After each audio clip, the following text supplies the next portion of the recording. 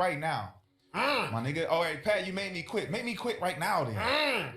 Okay, D Will, you said this. All right, my nigga, let's see it. Let's do whatever we need to do to make this, cause you was my man.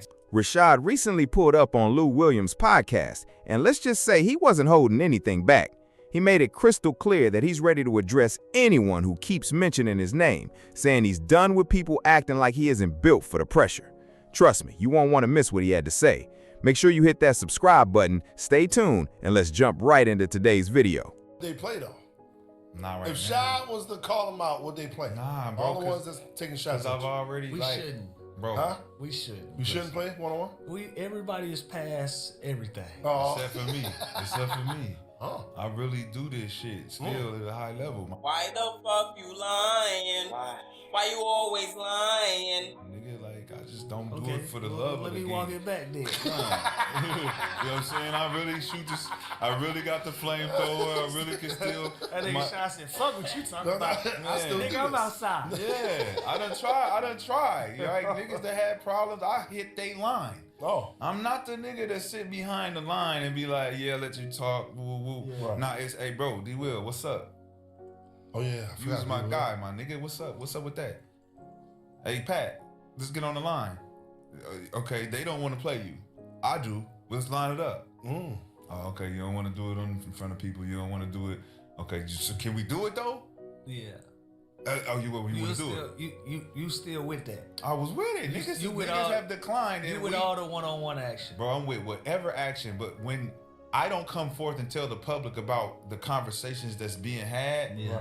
it's like they think that it's on me. Oh, you ducking, you quit, you this, you that. It's like, bro, I'm not one of them. Think about it. You got niggas that's saying that I was fucking ducking workouts in 2005. This is almost 20 years ago, right? I come off a championship and I'm the #1 player in the country. Off the championship.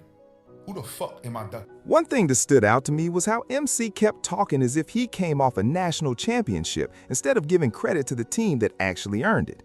That's a pretty bold way to tell the story, because Sean May was the one who dominated that tournament, averaging 22 points and 11 rebounds, then closing it out with 26 points and 10 rebounds in the championship game while taking home the Most Outstanding Player award.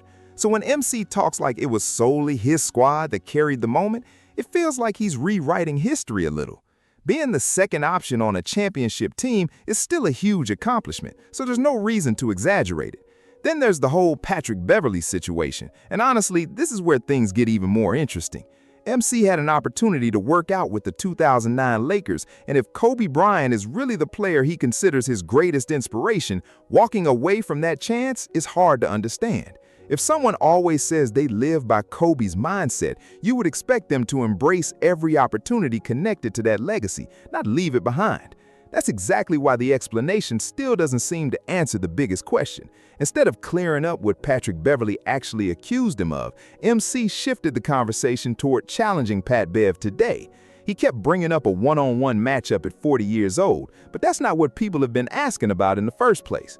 Patrick Beverley's claim was that MC quit, even suggesting people ask Darvin Ham about what happened, and that was the issue everyone wanted addressed. So trying to turn it into a present-day one-on-one challenge doesn't really settle the original debate. It just feels like the focus is being moved somewhere else. Listen, you turned the lounge into something else, but I'm with it. I'm just asking, who is there to duck if I'm the best? If you're the best, yeah. What happened then? I kind of think Rashad is just, he's a clown, and he's very delusional about who he is in the basketball world for sure. What happened with what? Why are they saying Why is that this to even You a conversation? want to know why it's a conversation? You want to know why it's a conversation? I do, but Lou don't want to go there. Yeah, so the Carolina thing makes it a conversation. I want to know, yeah, fuck it. When I start telling niggas that they house niggas and whoop whoop whoop, niggas No, feel fuck up. No, don't do that. Don't do that. Yeah, not the North Carolina part. No, I'm just Don't do saying that part. That's where the energy That's where the stems energy from. starts. Oh, That's where they can start. Tell your truth, but why is it even a conversation around you not being involved in workouts? All right, so that year I had intestinal disorder from my mom, got breast cancer. She had just been diagnosed. This was while I'm playing in Carolina. So that run that we had going into the March Madness and all of that, I didn't play the last 4 games of the regular season because my mom had been diagnosed and I thought she was gonna die. So my body fucked up. So I was down. Right. None of my teammates came to check on me and none of that. Asked about my mom, nothing. So going into that season, going into the tournament, I was still fucked up. Yeah. But I made it through. So going into the summer, my shit still fucked up. Like I don't know what the fuck they said it was, but I had yellow eyes and shit and fucking dehydrated as fuck and it's a bunch of shit. So I had to fight through a lot of shit. So I get to workouts and I fucking go to Toronto. I'm working out in Toronto. I'm going against all the bigs. For some reason, I'm going up against a bunch of 6'9", 6'10" niggas. I'm the only 6'3", 6'4" nigga there. Charlie, I think Andre Blotch, CJ Miles, a bunch of motherfuckers is there. And I'm turning corners, dunking on niggas. I dunked on Charlie one time and then ran to the motherfucking trash can and threw up. Right after. Boom. So they told me, like, look, go back to the hotel. Yeah. We don't want you to finish. They ended up letting me come back the next day. So I finished the next day. The whole Charlotte shit with the Bobcats, D. Will and them telling that story. Nigga, I tore my hamstring. 2nd degree tear, my hamstring, doing the motherfucking 3/4 court sprints for all the testing and shit. So Julius Hodge, why would I duck Julius Hodge? First off, major respect to McCants' mother for fighting her battle and coming out on the other side. But here's what doesn't add up. He keeps insisting the stories about him quitting aren't true, yet at the same time, his explanation starts sounding more like a justification than a complete denial. And that's what caught my attention, because he's always talked about embracing the Mamba mentality, a mindset built on pushing through adversity instead of explaining it away. That's why the message feels a little inconsistent. Now, I can completely understand him missing the final 4 games of the regular season because situations happen, and that's a reasonable explanation. The problem is, he returned for the next 6 games, helped the team finish the run, and then immediately framed it as though he had just come off winning the championship. That raises another question. Who exactly was he avoiding in that situation? There wasn't really anyone to duck, which makes the explanation even harder to follow. This is where everything starts to fall apart. In the middle of making his point, he ended up contradicting himself. And if you followed him for a while, you've probably noticed this isn't the first time it's happened. That's why so many people remain skeptical, because instead of simply owning the criticism head-on, he often finds a different angle to explain it away. And whether you agree or disagree, that pattern is exactly what keeps fueling the conversation. Yeah, so State, right? where was he hot? It was tough at NC Julius State. Hodge was hot. I killed Julius Hodge both encounters that I had. I'm not saying you wasn't. Yeah. What I'm saying is, at that time, Julius Hodge was hot. I don't know where you was high school though, so you pretty. No, I was in that But you was draft. in high Julius school, Hodge though. was one of them. Julius Hodge was in the conversation of guys in that draft class. But you was in high school, so you. But he's missed- saying before you the missed draft. He's saying before the during draft, my yeah, nigga. There he's was saying no the games. Julius Hodge hot. There was you're my heel, my nigga. Watch out. When I come through, no, watch hold out. on. You was the guy. I was the guy. Raymond was the guy. Me and Raymond didn't even have to work out for Charlotte, bro. But We didn't even have to work out. for Julius Hodge was a guy. I don't know the particulars of what you're talking about. I'm saying Julius Hodge was a guy. And I'm telling you, you got your shit wrong. He was not the fucking guy, my nigga. I ain't going. Like that's like I'm not adding going. him. It's like adding I'm not- him to the I'm workout. not- Think I'm about not who at the going. workout, bro. Julius It's Hodge Charlotte. was like Think that. about it. It's Charlotte. It's me, D. Will, and Raymond. Where the fuck does They the Julius guys. Hodge play? They was the And guys. Me, Darren Williams, and Raymond just played Okay. in the national championship Okay. game. Yeah. I'm I'm just telling saying, you, like, the there's names no that he reason said, for me yeah. to duck him. Right. Oh, right, yeah, right. no, That's what There's we're looking no at. reason for I'm me to be not- like, yeah. oh No. man, I'm ducking Julius Hodge. My nigga, get the fuck out of here. I'm that nigga. I was on the cover of Sports Illustrated, my I can't nigga. fight that part. Like, who the fuck? Jay is at my games, my nigga. I I call him my fight phone. What's none up, of my that nigga? I'm at the shit. 40-40, my nigga. Like, that niggas got me fucked up, my nigga. I was really him in college, my nigga. I was really, I had my I own agree shoe. with you. In college from Nike, my nigga. I agree with you. So the fact that niggas would try to put that on my name, like, nigga, Like I'm Wow. ducking smoke Wow, and all people this. I'm definitely like, got my their nigga, name, though. all right, so where the smoke at right now? My nigga, all right, Pat, you made me quit. Make me quit right now then. Okay, D. Will, you said this. All right, my nigga, let's see it. Let's do whatever we need to do to make this. Cause you was my mans. You know, like, come on, bro. We don't play like that. Raymond, you said I'm top 3 all time. All the players that you ever see, top 1 or 2. You one of the best niggas that you ever, bro. And so at what point did you follow me into battle and say that I'm a quitter or a ducker and we won the battle? We go win the battle with me as the leader. Alright. And then you say, I ducked how? It got to be something else. Where to did it, then. where how? It got to be something else to it. Yeah. When did it get this way? Bro, it got that way, like I said, when I mentioned I my fuck experience in with all Carolina. y'all. I'm in the okay, kumbaya. okay. I'm in the kumbaya. Yeah. Like I don't have, like I said, I don't got beef, bro. no, Right. none of this shit is. Well, y'all did get personal, but it shouldn't be beef. Yeah. It should be healthy, competitive conversation. Right. That's what it should. I don't know how Charlie got into it. I don't know how he moved into the, oh man, he said he was sick in it. I think he ducked and all this. hold up. Well, I don't even didn't you want say to. he looks sick? I didn't say none of Listen, that. we I don't. just- The sick nigga, the fat nigga, the ugly nigga, the sick nigga, the fat nigga, the ugly nigga. Even have to Who said he dive looks into Yeah, we don't have to go. We don't have to go. We don't have to dive because it's into not. that. Because it's It's not not. like I was taking shots. I'm defending me. Yeah. So niggas is coming at me. You throwing rocks at me. I catch them shits and I throw them back. You don't like how fast I throw my shits back.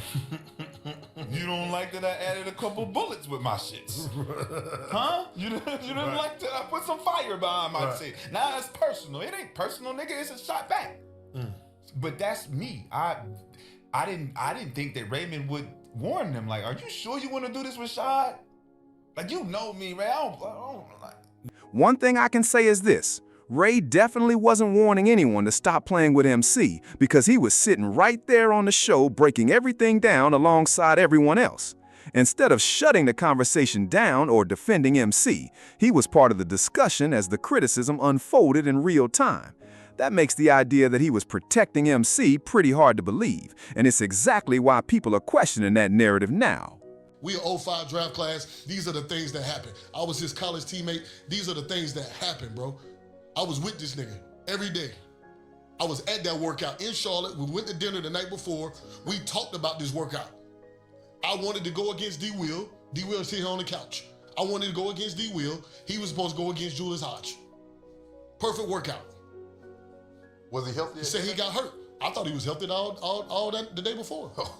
I didn't know. No, and Theo, he might have got hurt. He might have pulled his hamstring. Yeah, maybe. But if it happens 4 or 5, 6 more times, then that's all I'm saying. That's all I'm gonna say. If it keeps happening and everybody got the same story, then who's lying? At this point, somebody's version of the story clearly doesn't line up, but that's exactly why MC's side is so confusing. The strange part is that Rashad McCants was genuinely known as an elite scorer, so it doesn't naturally fit the image of someone avoiding workouts, tryouts, or competitive situations. Back in college, he was a proven bucket getter who could flat out score, which is why this debate keeps raising eyebrows instead of settling them. The biggest concern surrounding his draft stocks wasn't his talent, it was his size. He was officially listed around 6'4", but many believed he measured closer to 6'2", and for an NBA shooting guard, that was viewed as a significant drawback by scouts. That's a big reason why he slipped on draft night, because outside of those physical concerns, plenty of people believed he had the ability to be selected much earlier. In terms of pure skill, he was expected to become a serious player at the next level. That's why seeing him challenge people today with "let's play right now" feels like it's missing the point. The conversation isn't about what he can do in the present, it's about what allegedly happened when those opportunities were actually in front of him nearly 2 decades ago. That's the part people want answers to, and simply calling for a game today doesn't erase the questions from back then. Whether you agree or not, that's why this discussion refuses to die. that you've built on I was the already arenas. delusional. Yeah, I'm already you wearing the built crown and built all the that. character, That's why it yeah. made sense. That's why I wasn't too mad. I was just like, why would you be like, oh man, you know what? We got Rashad McCants, man, out the mud. I'm like, nigga, we done, nigga. I'm in the middle of my shit. Bro, I felt some motherfucking time. I'm like, oh nah, I know you ain't just do that, my nigga. I know you ain't just in the pod on that. What 81 you talking about? Kobe's 81. Boy, it's out the mud. We got Rashad McCants.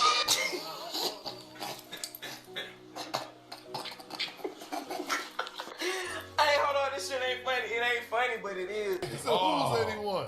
Man, Kobe's 81. Oh Boy, man, it's I'm T.A. and then he doubled down. He doubled down, went back and did a whole nother clip. Like, yeah, man, I had to address this Rashad McCants shit, man. And you talking about Kobe, man? We ain't never had to prepare for Rashad McCants. He ain't really like that and all this. I'm like, damn, T.A. Nah, man, that's hoop, man. But listen. It can't be hoop to me though, Lou, because when I was hooping in the league, T.A. wasn't T.A. Hold on. T.A. now. was on the bench. Nah, hold T.A. on. was in Boston, nigga, trying to figure out where his minutes was coming from. I was starting for the Timberwolves when we was playing against Boston in 08, 09. T.A. was the dog in Boston. T.A. was looking for minutes, my nigga. T.A. was T.A. in 2010 when I was out the league. So he became all first team defense when he went to another team and they gave him minutes. Well, listen. That's what be pissing me off. Niggas Hold forget. on, Like, hold what you on. mean you ain't had to scout for me, my nigga? What you talking about? Nigga, I come in the game, nigga. You better guard him. McCants get it over his head, you're dead. 40% three-point shooter. Career, my nigga. There he goes with that line again. And this is exactly why people keep pushing back on his argument. The numbers simply don't support the picture he's trying to paint, because he shot just 37%, which makes those claims a lot harder to sell. When the stats are sitting right there for everyone to see, it's tough to rewrite the narrative. That's why fans keep calling it out instead of just taking his word for it. Be boasting about certain shit. Like, niggas ain't gotta respect my game, but nigga, I'll bust your head open if you don't. I ain't never been the type of dude to disrespect anybody else's game. What I keep wondering is this.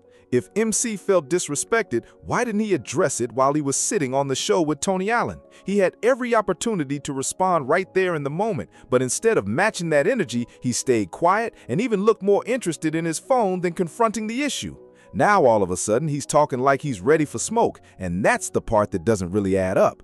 The timing is what has people raising eyebrows. Then he starts bragging about starting 24 games while comparing himself to a player he claimed was just fighting for minutes. But if we're being real, Tony Allen found those minutes, turned them into a 14-year NBA career, and earned well over $40 million.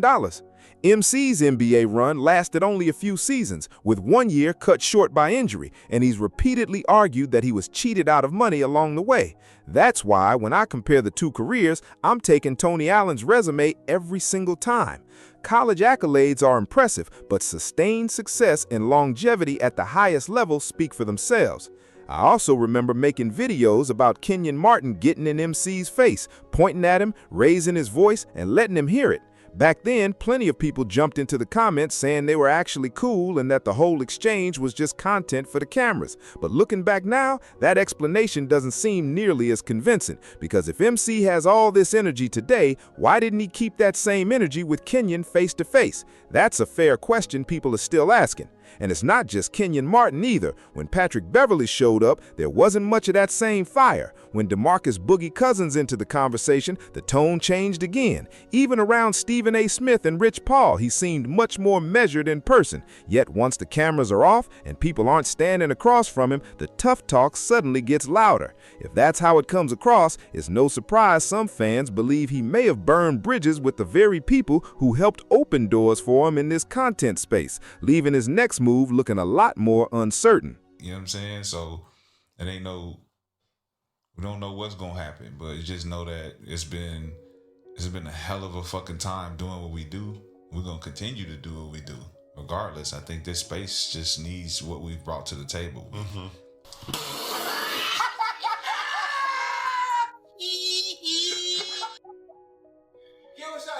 Look who showed up. I thought she was fired, huh? I thought she was fired, huh? Looking like, oh, shit. I knew you was gonna be here. That's why I'm outside. I knew we had a chance. I was gonna have a sign. So from the way this whole situation sounds, Gil isn't backing down from his position, and it doesn't look like he completely pushed MC to the side either. That's where the conversation stands for now, but I'm sure this story is far from over, and it'll be interesting to see what happens next. Let me know your thoughts down in the comments. Who do you think made the stronger case?